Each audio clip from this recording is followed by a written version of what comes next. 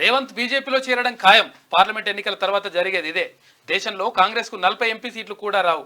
రేవంత్ రెడ్డి ప్రభుత్వాన్ని మేం కూలగొట్టబోం. ఖమ్మం నల్గొండ నేతల నుంచే ప్రమాదం. హామీల అమలుకు సర్కారును నిలదీస్తామని చెప్పేసి కేటీఆర్ అంటున్నాడు. ప్రజలను మభ్యపెట్టి అధికారంలోకి కాంగ్రెస్ రేవంత్ని దొంగతో పోల్చిన కడియం శ్రీహరి ఆయనతోనే కండువా కప్పించుకున్నారు. ఇక్కడ ఒక చిన్న అనాలిసిస్. ఇప్పుడు రేవంత్ రెడ్డి ప్రభుత్వాన్ని మేము కూలగొట్టబోమని చెప్పి కేటీఆర్ అంటుండు. మీ దాంట్లో కూడా ఇప్పుడు మనం జనరల్గా అనాలిసిస్ చేసుకుంటే ఇక టీఆర్ఎస్ పార్టీని కాంగ్రెస్లో విలీనం, టీఆర్ఎస్ ఎల్పీని విలీనం చేయడం సాధ్యమా? దీనికి ఉన్న సాధ్యాసాధ్యాలు ఏంటి? ఒకసారి రజనీకి ఫోన్ ఇన్ కలుపు. దీనికి ఉన్న సాధ్యాసాధ్యాలని ఒకసారి పరిశీలిద్దాం. టీఆర్ఎస్ పార్టీ దగ్గర 39 స్థానాలు ఉన్నాయి. అంటే ఇద్దరు పోయిరు.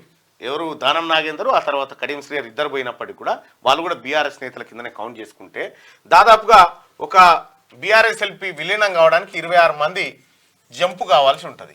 26 మంది జంపు కావాలి. 26 మంది 39లోంచి 26 పోతే ఒక్క నిమిషం మాట్లాడండి. Rajani good morning. ఇప్పుడు టీఆర్ఎస్ పార్టీ అంటే టీఆర్ఎస్ ఎల్పీని కాంగ్రెస్ లో విలీనం చేసుకోవడం సాధ్యపడుతుందా? దీంట్లో ఏం జరుగుతుంది రజనీ? నీ అనాలిసిస్ ఏంది? ఖచ్చితంగా నాకున్నటువంటి సమాచారం మేరకైతే ప్రస్తుతం ఉన్నటువంటి లెక్క, ఇప్పుడు మనం యాక్చువల్గా ఏంటంటే విలీనం చేసుకోవాలంటే లెక్కలే కదా ప్రామాణికం. సో లెక్కలను మనం క్షుణ్ణంగా పరిశీలించినప్పుడు 39 మంది ఎమ్మెల్యేలు ప్రస్తుతం టీఆర్ఎస్ పార్టీకి గడిచిన అసెంబ్లీ ఎన్నికల్లో విజయం సాధించారు. అంటే టీఆర్ఎస్ ఎమ్మెల్యేల సంఖ్య 39. సో ఈ 39లో టీఆర్ఎస్ ఎల్పీ విలీనం కావాలంటే కాంగ్రెస్ పార్టీలో 26 మంది ఎమ్మెల్యేలు సిఎల్పిలో లేదా కాంగ్రెస్ పార్టీలో జాయిన్ కావాల్సి ఉంటుంది. సో 26 మంది ఎమ్మెల్యేలు జాయిన్ కావాలంటే ఈ జాయిన్ అయ్యేటోళ్ళ కంటే అసలు టీఆర్ఎస్ పార్టీలో ఉండేటోళ్ళు ఎవరు, పోయేటోళ్ళు ఎవరు అనే ఒక లెక్కలు మనం తీయాల్సి ఉంటుంది కాక. సో ఈ లెక్కలు తీసినప్పుడు టీఆర్ఎస్ పార్టీలో గెలిచినటువంటి 39 మంది ఎమ్మెల్యేలలో మనం లెక్కలు చూసినప్పుడు ఇప్పుడు 1, 2, 3 కేసీఆర్, కేటీఆర్, హరీష్ రావు.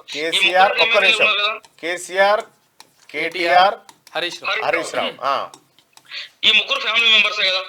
అవును, ఈ ముగ్గురు ఎట్లాగో టీఆర్ఎస్ లో ఉంటారు.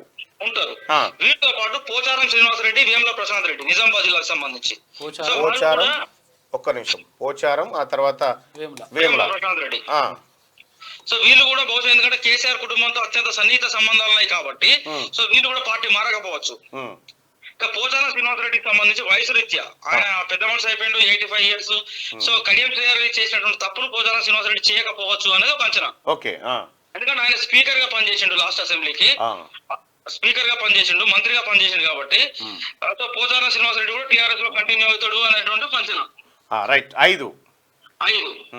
ఆ తర్వాత జగదీష్ రెడ్డి నల్గొండ జిల్లా నుంచి కేసీఆర్ కుటుంబంతో అత్యంత సన్నిహితంగా ఉన్నటువంటి ఎమ్మెల్యే జగదీష్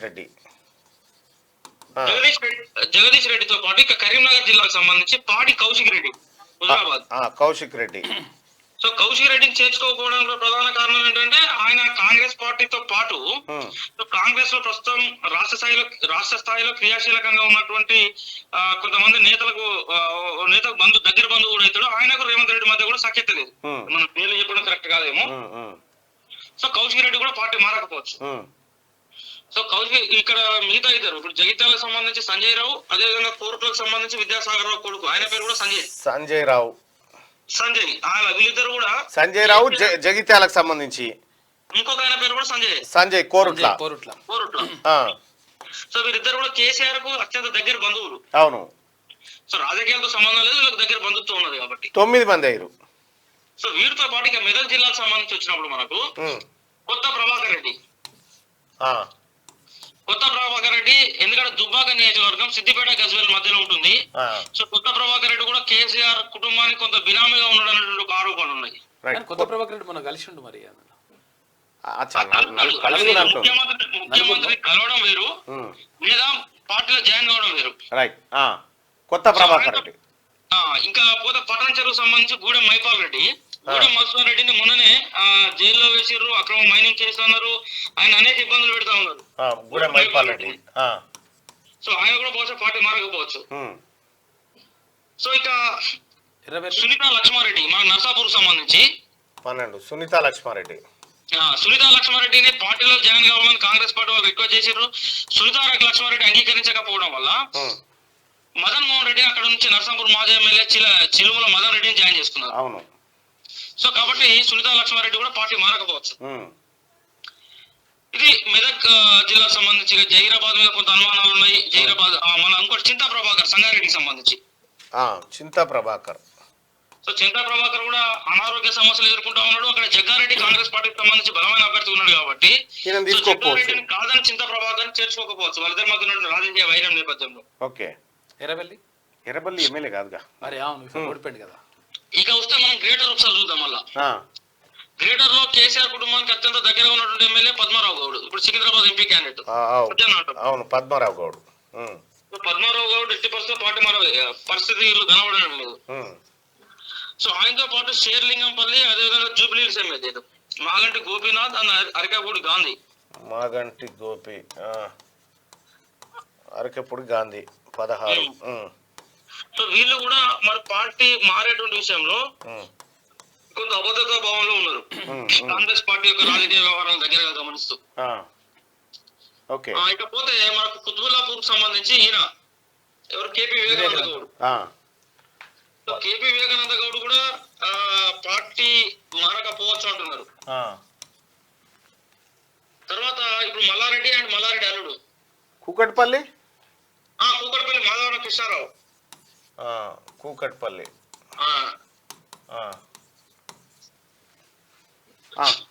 మాధవరం కృష్ణారావు కూకట్పల్లి సంబంధించి. తర్వాత ఇప్పుడు మల్లారెడ్డి అల్లులను చేర్చుకోవడానికి రేవంత్ రెడ్డి ఇంట్రెస్ట్ లేడు. ఎట్టి పరిస్థితుల్లో కాంగ్రెస్ పార్టీ రానియదు. వాళ్ళు చేర్చుకోకపోయినా గాంధీ భవన్ మెట్ల కాడ కూర్చోనైనా మేము చేరినామని చెప్తారు వాళ్ళు, వాళ్ళని నిలిచిపెట్టిగా. అంటే వాళ్ళకి సంబంధించి ఏంటంటే భారతీయ జనతా పార్టీలో చేరుతారు అన్నటువంటి ఒక ప్రచారం అయితే ఉంది. వాళ్ళు అటో ఇటో కానీ ఇళ్ళనైతే ఉండరు ఇక. అంటే ఇప్పుడు వాళ్ళు భారతీయ జనతా పార్టీలో చేరితే ఇప్పుడు కాంగ్రెస్ టీఆర్ఎస్ఎల్పీ విలీనానికి సంఖ్య వీళ్ళకు సెట్ కాదు కదా. సంఖ్యా పరంగా చూసినప్పుడు అది బీజేపీ అయిపోయినప్పుడు సంఖ్యాపరంగా ఇబ్బంది అవుతుంది. లేదు అట్లేం కాదు. వాళ్ళు బీఆర్ఎస్ అభ్యర్థులనే గుర్తిస్తారు కాబట్టి ఇబ్బంది ఏమి ఉండదు. 39. తర్వాత నీకు మనం గ్రేటర్ లో చూసుకున్నప్పుడు ఇంకా మిగిలిన వాళ్ళ సంఖ్య ఎవరు, మన తలసాని సీనన్న గానీ, ఎల్బీ నగర్ సుధీర్ రెడ్డి గానీ, వీళ్ళిద్దరు నమ్మకం లేదు. వీళ్ళు జంప్ కొడతారు రెడీగా ఉన్నారు, తయారే ఉన్నారు. రంగారెడ్డి జిల్లాలో ఇప్పుడు సబితాందర్ రెడ్డి వాళ్ళకి సంబంధించి వాళ్ళు కూడా రెడీగానే ఉంటది. మహేశ్వరం సంబంధించి ఉప్పల్ ఎమ్మెల్యే బండారు లక్ష్మారెడ్డి. ఆయన పార్టీ మారతాడేమో మరి. మారకపోయినా ఏం కాదు, మారకపోయినా ఆయనకు అందరు సోపతుంటారు. లక్ష్మారెడ్డి. సో ఇట్లా మనం లెక్కలేసి చూసినప్పుడు మొత్తం 19 మంది ఇప్పుడు మనం లెక్కలేసిన కాడికి 19 మంది బీఆర్ఎస్. అయ్యో పల్లా రాజేశ్వర రెడ్డి.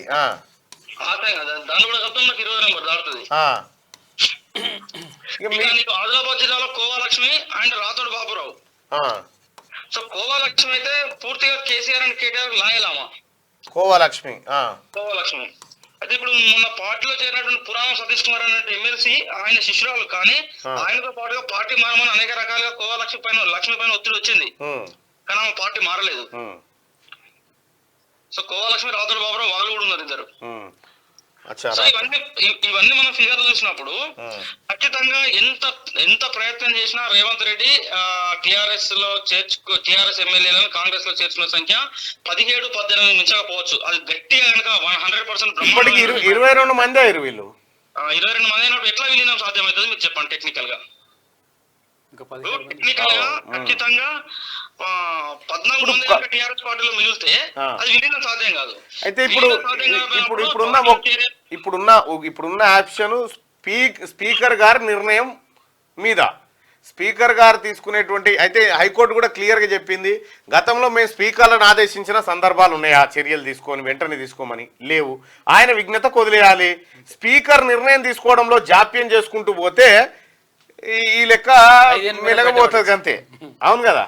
100% స్పీకర్ నిర్ణయం తీసుకోకపోయినా కూడా అది ఏమైందంటే తెలంగాణ సమాజం దృష్టిలో కావచ్చు, లేదా చట్టం పరిధిలో, రాజ్యాంగ పరిధిలో కాంగ్రెస్ పార్టీ అదేవిధంగా స్పీకర్ గారు తప్పు చేశారనే విషయాన్ని సమాజం ముందైతే అర్థమవుతుంది. మన తెలంగాణ సమాజం ముందు స్పష్టంగా కనబడుతుంది. రెండోది ఇంకొక అంశం, ఒకవేళ అవిశ్వాస తీర్మానం పెట్టినప్పుడు ఏది బీఆర్ఎస్ నుంచి పక్కకు పోయినటువంటి ఎమ్మెల్యేలు విప్పు జారీ చేసిన తర్వాత అప్పుడు ఏం జరుగుతుందో చూడాలి. ఒకవేళ విలీనం కాకపోతే అంటే ఇప్పుడు ఒకటైతే మనకు క్లియర్ గా ఒకటి రెండు అంశాలు అయితే చాలా స్పష్టంగా చెప్పొచ్చు కాక. దానం నాగేందర్ కడియం శ్రీహరి అయితే అఫీషియల్ గా కాంగ్రెస్ పార్టీ కండువాలు కప్పుకున్నారు. అవును. సో అఫీషియల్ గా కండువాలు కప్పుకున్నారు, మేము కాంగ్రెస్ పార్టీతో కలిసి ప్రయాణం చేస్తున్నామని చెప్పారు. అవును. చెప్పినటువంటి వారి పట్ల వీరిద్దరికి అయితే చట్టపరమైనటువంటి దాన్ని అయితే ఎదుర్కోవాల్సిందే. ఇప్పుడు కడియం శ్రీహరి లాంటి వ్యక్తి ఏం చెప్తాడు, రాజకీయాలలో నేను ఇప్పటిదాకా నాకు ఎటువంటి మరకలు లేకుండా నీతిగా నిజాయితీగా రాజకీయాలలో బ్రతికినా అంటాడు. సో అటువంటి వారు ఏం చేయాలి, ఇప్పుడు వారు విలువలకు సిద్ధాంతాలకు కట్టుబడి ఉన్నట్లయితే సో కోర్టు అక్షింతలేసి కడియం శ్రీహరి నువ్వు చేసిన తప్పయా, ఒక పార్టీలో గెలిచి ఇంకో పార్టీలో పోయినావు కాబట్టి ఆయన మీద అనర్హత వేటు వేయండి అని చెప్పేసి అని స్పీకర్ లేకపోతే కోర్టులో నిర్ణయం తీసుకోవడానికంటే ముందే ఆయనే నైతిక విలువలు పాటిస్తూ రాజీనామా చేసి కాంగ్రెస్ పార్టీ అభ్యర్థిగా పోటీ చేసి గెలవాలి. ఇప్పుడు అవకాశం కూడా ఉంది రాజీనామా చేసి గెలిచడానికి. ఎస్ ఎగ్జాక్ట్లీ ఉంది. ఇప్పుడు దానం నాగేందర్ కూడా అదే శీల పరీక్షను ఎదుర్కొంటా ఉన్నారు. అయితే ముఖ్యమంత్రి గారు కూడా ఒకవేళ అది కుదరకపోతే ఇటు రాజీనామాలు చేయించి మళ్ళీ కంటెస్ట్ చేయించడం అనేటువంటి ఒక ఆలోచన కూడా చేస్తున్నట్టుగా, అంటే ఇది కుదరకపోతే అదే కదా ఆప్షన్ ఇక. ఇప్పుడు రేవంత్ రెడ్డి గారు కూడా ఒక విషమ పరీక్ష ఇది. నేను ఎందుకు చెప్తున్నా అంటే ఇది ఓన్లీ మనం కాంగ్రెస్ పార్టీని తెలంగాణ రాష్ట్ర వ్యవహారాల వరకు చూడడానికి వీల్లేదు. కాంగ్రెస్ పార్టీ జాతీయ స్థాయి పార్టీ. వివిధ రాష్ట్రాలలో కాంగ్రెస్ ప్రభుత్వాలను అక్రమంగా కూలగొట్టి మా పార్టీ ఎమ్మెల్యేలను బీజేపీలో చేర్చుకొని లేదా ఇతర పార్టీలో చేర్చుకొని మాకు ప్రజాస్వామ్యాన్ని హత్య చేసినటువంటి పార్టీగా బీజేపీని బూచిగా చూపెట్టింది జాతీయ స్థాయిలో కాంగ్రెస్. అవునవును. సో రేపు ఇదే కాంగ్రెస్ పార్టీ ఇక్కడ అదే ప్రతిపక్షాలను చేర్చుకొని వారిని నైతిక విలువలు పాటించకుండా వారితో రాజీనామాలు చేయించకుండా సో ఆ పని చేసినప్పుడు రేపు జాతీయ స్థాయిలో కాంగ్రెస్ పార్టీ సమాధానం చెప్పుకోవాల్సి వస్తుంది. రేపు కాంగ్రెస్ పార్టీ బీజేపీ చేసిన మహారాష్ట్రలో బీజేపీ చేసింది కానీ బీహార్ లో చేసింది కానీ సో ఆ రాష్ట్రాల్లో బీజేపీ చేసింది తప్పు, మధ్యప్రదేశ్ లో కానీ బీజేపీ చేసింది తప్పు అని కాంగ్రెస్ పార్టీ ఎట్లయితే ఎత్తి చూపుతా ఉన్నదో మరి తెలంగాణలో కాంగ్రెస్ పార్టీ చేసింది ఏం పని అని రేపు పొద్దున భారతీయ జనతా పార్టీ కానీ ఇతర పక్షాలు అడిగినప్పుడు కాంగ్రెస్ పార్టీ నాయకులు జాతీయ స్థాయి నాయకులు ఎక్కడ తలకాయ పెట్టుకుంటారు? అదే అది కొంచెం ఇబ్బంది ఎదురయ్యే పరిస్థితి ఉంటది. ఇవన్నీ ఉంటాయి. అందుకనే ఎప్పుడు కూడా మనం రాజకీయాలలో ఒక సిస్టమ్ ఉంటది. ఇప్పుడు కేసీఆర్ ఎదుర్కొంటున్నాడు ఒక విషమ పరిస్థితిని. ఎప్పుడు కూడా వ్యక్తుల కంటే వ్యవస్థలు గొప్పవి. నీకు అవకాశం ఉన్నప్పుడు నీ చేతిలో ఉన్నప్పుడు నువ్వు వీలైనంత వరకు ఆ వ్యవస్థను ప్రొటెక్ట్ చేసుకుంటూ రావాలి. సో ఆ వ్యవస్థ నువ్వు కాపాడుకుంటూ వస్తే నువ్వు బలహీన పడ్డప్పుడు ఆ వ్యవస్థ నిన్ను కాపాడుతుంది. ఎప్పుడైతే నా చేతిలో బలం ఉంది కదా అని చెప్పేసి నేను వ్యవస్థను సర్వనాశనం చేస్తా అంటే ఖచ్చితంగా వ్యవస్థ నువ్వు బలహీన పడ్డ రోజు నిన్ను కూడా సర్వనాశనం చేస్తుంది. ఇది కేటీఆర్ కు ఇప్పుడు అనుభవం రూపంలో ఎదురవుతున్నది. రేపు కాంగ్రెస్ పార్టీ అదే తప్పులు చేస్తే కాంగ్రెస్ పార్టీ కూడా ఇదే పరిస్థితి ఎదురవుతుంది. Thank you Rajani. సో అది మొత్తానికి కేసీఆర్ ను పూర్తిగా ఖతం చేయకూడదు, కొంత జిందా రహనా చాయ్యే. ఇది కాంగ్రెస్ కు మంచిది.